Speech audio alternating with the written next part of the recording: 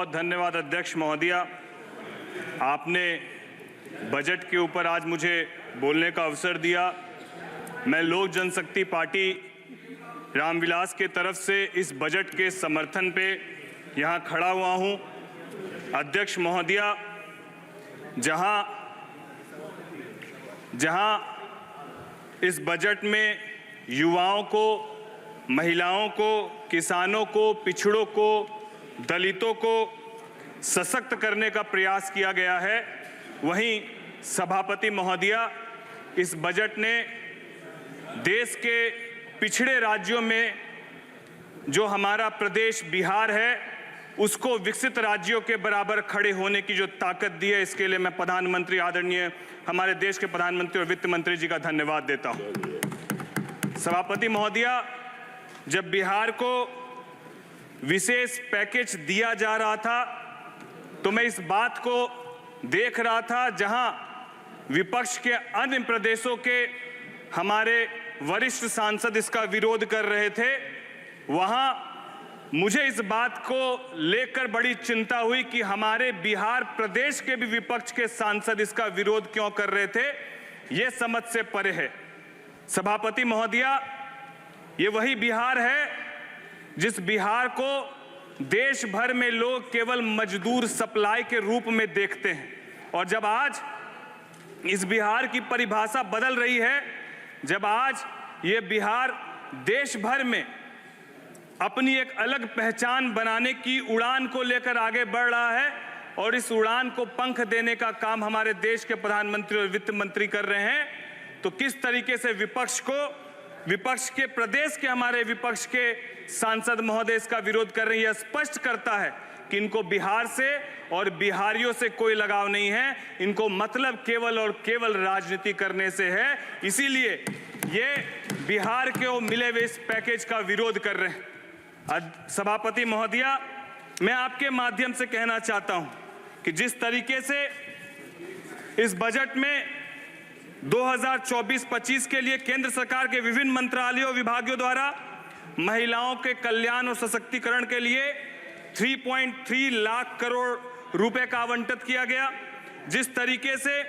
विगत 10 वर्षों में 4 करोड़ पीएम आवास के माध्यम से जो आवास आवंटित किए गए वो ज्यादातर महिलाओं के नाम पर आवंटित किए गए। इस बजट में कृषि से संबंधित क्षेत्र के लिए लगभग 1.5 लाख करोड़ का आवंटन किया गया, जहां इस बजट में विशेष रूप से रोजगार कौशल प्रशिक्षण और एमएसएमई के माध्यम से युवाओं को न केवल स्किल डेवलपमेंट बल्कि उनको रोजगार से जोड़ने का काम किया गया। और सबसे सुखद कि इस बजट में प्रधानमंत्री जी के पैकेज के अंतर्गत 5वीं योजना के रूप में हमारी सरकार ने 506 कंपनियों में 5 वर्षों में 1 करोड़ युवाओं को इंटर्नशिप के लिए जो जोड़ने का व्यापक यह अभियान चलाया है। इसके लिए भी हम लोग धन्यवाद देते हैं हमारे यशस्वी प्रधानमंत्री जी का और वित्त मंत्री जी का। सभापति महोदया, मैं आपके माध्यम से केवल यही कहना चाहता हूं कि जहां ये बिहार जो नालंदा विश्वविद्यालय और विक्रमशिला विश्वविद्यालय के नाम से वहां से शिक्षा के जगत में पूरे विश्व भर में जाना जाता था, आज बीच के कुछ कालखंडों में 2000 के पहले की, मैं 2005 के पहले की यदि बात कहूं तो कुछ कालखंडों में यह देखा गया कि न केवल बिहार से लोग बाहर मजदूरी के लिए पलायन कर रहे थे बल्कि व्यापारी वर्ग भी बड़ी आबादी में पलायन कर रहा था। आज ये सौभाग्य है कि हमारे बिहार के माननीय मुख्यमंत्री नीतीश कुमार जी के नेतृत्व में और हमारे देश के यशस्वी प्रधानमंत्री जी के नेतृत्व में जिस तरीके से बिहार विकास की ओर अग्रसर हो रहा है, जिस तरीके से बिहार में पलायन रुक रहा है और उद्योग की संभावनाएं बढ़ रही है, बिहार को मिले इस विशेष पैकेज से न केवल एक्सप्रेसवे बनेंगे, न केवल एयरपोर्ट और अस्पताल बनेंगे, बल्कि उद्योगीकरण के लिए भी बिहार अब अपने आप को अग्रतर आगे बढ़ा रहा है। और जब उद्योग लगेंगे तो बिहार के लोग बिहार में ही रोजगार करेंगे। मैं साथ ही साथ सभापति महोदय आपके माध्यम से कहना चाहता हूं,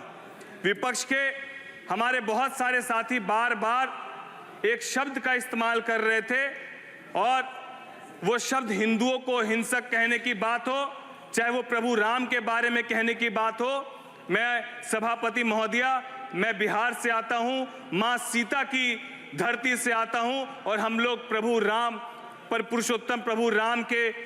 दिए हुए बताए गए मार्गदर्शनों पर चलने वाले हम लोग हैं। और मैं बता देना चाहता हूं, जो हिंदुओं को हिंसक कहते हैं, अगर आपको हिंदू और राम की परिभाषा जाननी है तो मैं सिर्फ 4 पंक्ति से आपको परिभाषा बताना चाहता हूं। शांतम शाश्वतम प्रमयम नघम निर्वाण शांति प्रदम ब्रह्मा शंभु फनिंद्रेशम निशम वेदांत वेगम विभुम रामाख्यम जगदीश्वरम सुरगुरुम माया मनुष्यम वंदे हरम रघुवरम भूपाल चूड़ामणिम। इसका अर्थ है कि हमारे प्रभु श्री राम शांत है, सनातन है, सभी को साथ लेकर चलने वाले हैं, और यही परिभाषा हमारे प्रभु राम की है, और यही परिभाषा हिंदू की है। हिंदू हिंसक नहीं है, हिंदू शांत है, और बिहार सबको लेकर साथ चलने की परिभाषा पर विश्वास रखता है। मैं यही उम्मीद करता हूं आप सबसे भी, सभी प्रदेश के हमारे विपक्ष के साथी से भी, कि आप प्रगति करें। इससे बिहार को कोई कोताही नहीं है, इससे बिहार को कोई परेशानी नहीं है। लेकिन बिहार भी जब पिछड़ेपन से विकास की ओर अग्रसर हो रहा है, तो मैं आपसे भी उम्मीद करता हूं कि आप भी बिहार की ओर अपनी निगाह सकारात्मक रखें। जिस तरीके से हमारे देश के प्रधानमंत्री और वित्त मंत्री जी ने बिहार को विशेष पैकेज दिया, मैं फिर से कोटि कोटि धन्यवाद देते हुए, और बिहार को बिहार फर्स्ट, बिहारी फर्स्ट के विजन के साथ आगे बढ़ाने की जो सोच हमारे नेता आदरणीय चिराग पासवान जी ने रखी, मैं उनका भी कोटि कोटि धन्यवाद देते हुए अपनी वाणी को विराम देता हूं। जय हिंद, जय भारत।